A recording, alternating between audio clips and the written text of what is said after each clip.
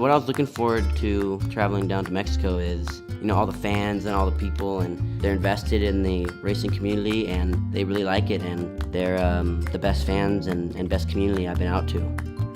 It was pretty cool cruising in with all the teams. Like, we're just all getting a police escort down to the track, and it was a really cool drive, beautiful views, and we're driving on cliff sides, and it's just really cool to see how big and open the ocean was down there, and the beaches were really awesome as well. No traffic or anything. We just flew straight by red lights because the police, they were just stopping the traffic. My grandpa actually lived down here next to Ensenada. It's cool to be able to come down here. He recently just passed away, and I have a lot of family come out here, a lot of aunts, uncles, and cousins, so it's very cool to be in his hometown. Racing down in Mexico, it's really special because literally the track's right on the beach. You walk over 100 feet to the right and look out, and it's just the ocean. Just the beach and the ocean, and you see the Estero Beach Hotel and Resort, and it's a really cool track setup down there. The plan for Mexico was definitely to push for a top 5 finish. Arizona was good, top 6 position, that's awesome, but wanted to race good for my family. All my friends were out there, so the plan was to get a top 5.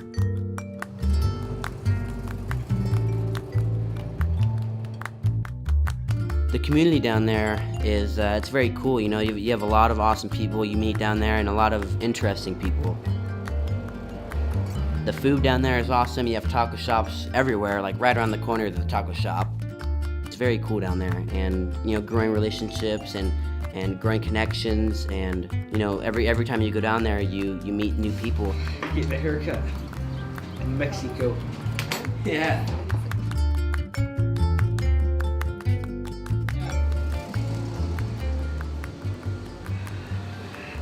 Yeah.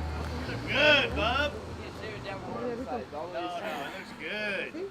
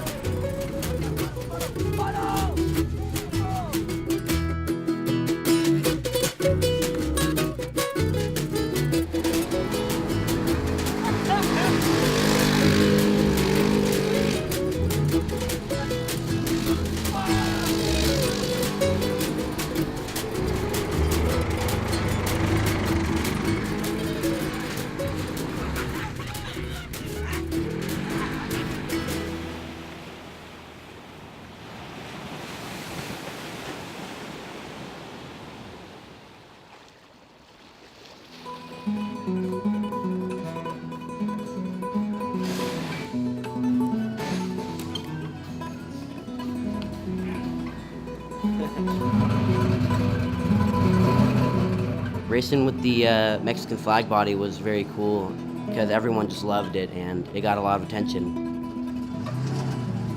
We had a meet and greet scheduled down there, right by the schools at a park, to hand out t-shirts, give out snacks and food, and sign posters and take pictures.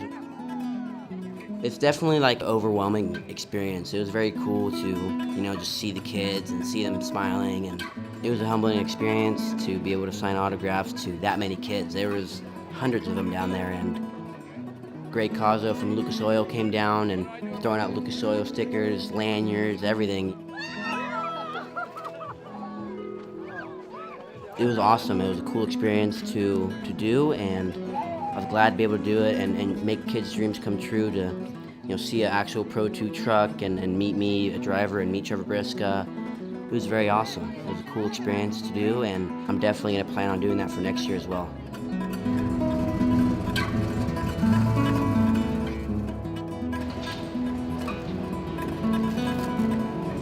Viva la México!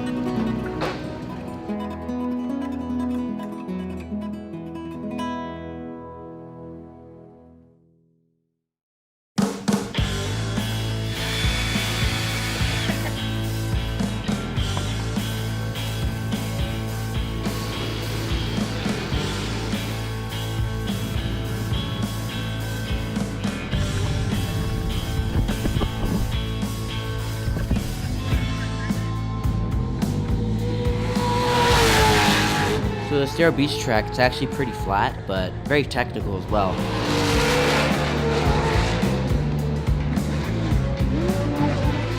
A lot of dirt, so the grip is unbelievable. Tires always hooking up. It's a very fun, fast, technical, and grippy track.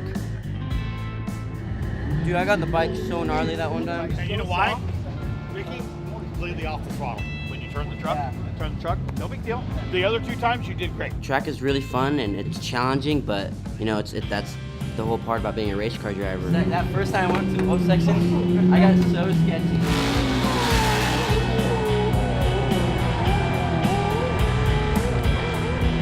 Overall, I think the whole crew and I was happy as well.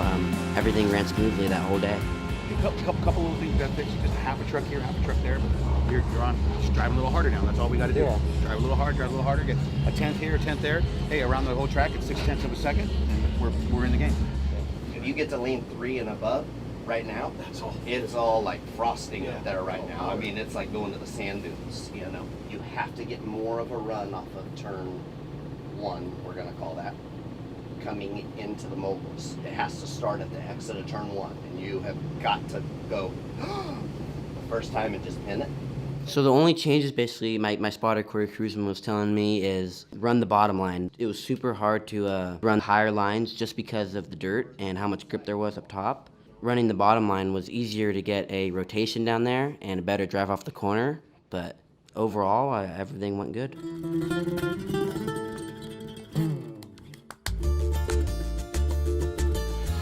Best flat ribs in town.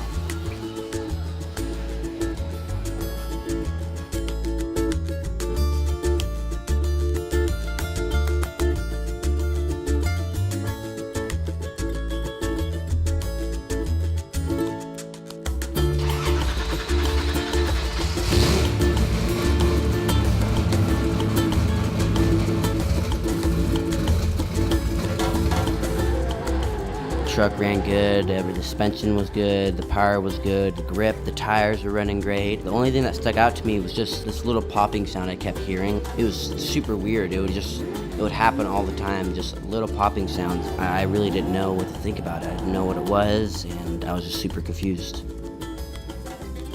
Let's call. I want to talk to Adam. All right. So no, we couldn't hear it. Sounds perfect. Ricky. So we're in the turns, out of the turns, going into the turns. Everywhere it's popping? Everywhere. I came in and I told him about it and I showed him the GoPro footage, but the problem was you couldn't hear it in the GoPro footage. Like, I was the only one that could hear it, and no one was really believing me. They were saying, "Oh, there's no popping sound. There's nothing at all." As you're coming out of turn 7 after the jump, the final down to the final straightaway, even before you hit the flag stand, it's popping. Yeah, I can hear it. It's just you can't hear it from the outside. I can hear it from the inside. You hear that, Adam? I hear that. We called up my motor guy, Adam Wick, and he told us a few options we could do, but the crew, they didn't really know what it was. They didn't know what to do, and it just kind of frustrated me, but I had the race on it.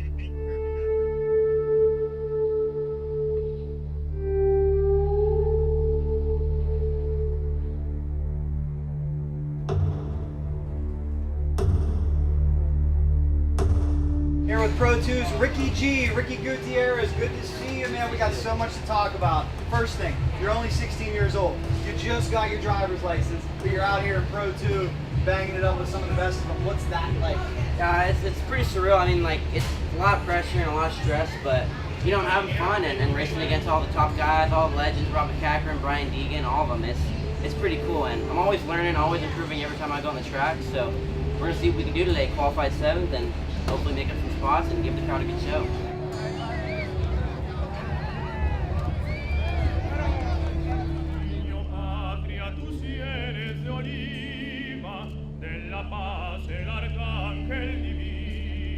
I always get nervous before a race, you know, I always want to do good, and I had a lot of people out there watching me, especially because I had that Mexican flag body on, and all my family and friends were out there, so I really wanted to do good for them.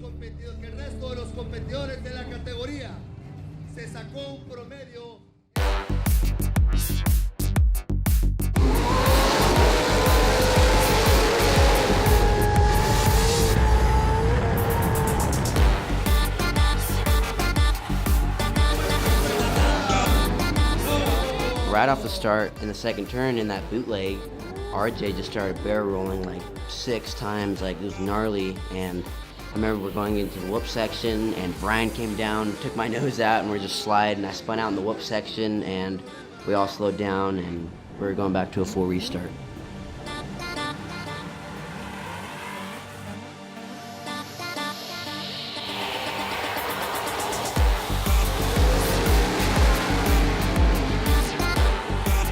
I was a little disappointed in the way I was driving right now, just because it was super hard to get grip and I was sliding out a lot. On one of the laps, I overjumped going into the last corner and hit a sidewall, like a big berm into the last corner. It was a big berm and I hit it super hard, and I was just driving down the straightaway and my truck was just like waddling, like super loose, like the tail end was just shaking the whole time, like it felt like I had a flat.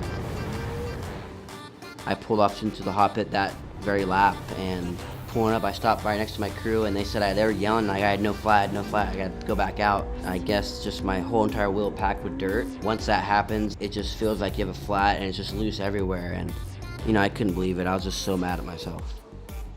It was super hard to get my head back into the race, and I couldn't get off my head that, you know, I basically kind of just screwed myself that whole entire race. I was all the way in the back, I was like a lap down from it, and I got lapped by the top leaders. Everything was just going wrong, and I was just so mad at myself.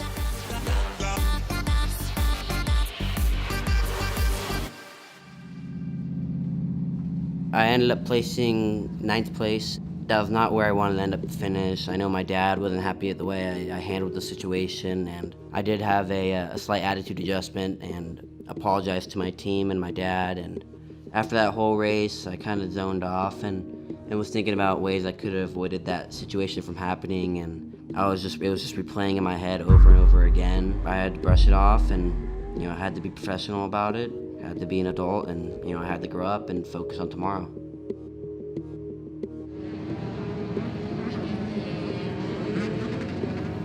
For Sunday's race, I was trying not to think about Saturday's race at all. I was just trying to focus on today and, you know, how I'm gonna do good and how I'm gonna do today.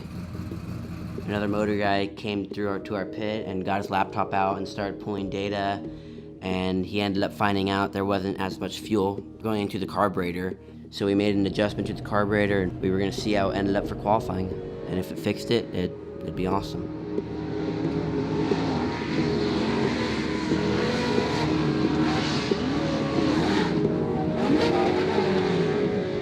Qualifying, truck felt great. Everything was going smoothly. I didn't hear the popping sound at all, so it felt like I was getting a lot more power out of the motor from that.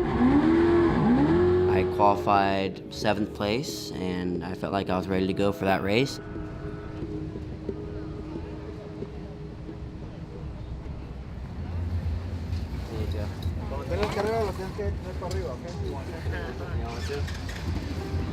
After qualifying, you know, especially after yesterday's problems and issues, you know, I would expect myself to be nervous and be a little scared to hop back in the truck and race after a tough day. But I felt good going into the race, and I was brushing off all the issues and problems I had from yesterday.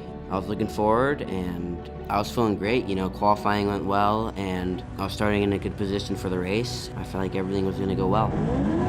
Green flag drops, and I'm right on Brian Deegan's bumper, and we're going into the bootleg into turn 1. My truck was sliding good, and then it hit a little rut, and it just started to over-rotate. The truck came in and hit my front end. It just snapped the wheel over to the right, and I had my thumbs inside the steering wheel, so it just took my whole wrist with it, and I just heard a little snap in the wrist, and pain started to set in right away. It hurt so bad, like I knew right away it broke the wrist, and I drove around for like 2 laps trying to drive with my right hand, but I couldn't because the pain hurt so bad. And after the 2nd lap, I just pulled in and called it a day because it just hurt so bad, and it was just so disappointing. You know, I just felt so bad for my crew. You know, they worked so hard that whole entire week and weekend, and to end the weekend like that, you know, with a broken wrist, just definitely sucks, and it's definitely not the way I wanted to end the weekend. I could hear the trucks going by the straightaway still, and I was just super bummed I wasn't able to finish the race and power through it, but the pain just hurt so bad. So far, this whole season's just been a whole rough season. We haven't had one smooth weekend. Always had a problem and always had a setback every single race, but this is what we signed up for, and this is like the life of a professional racer. You know, you have problems all the time, and I'm not gonna quit. I'm gonna keep pushing forward.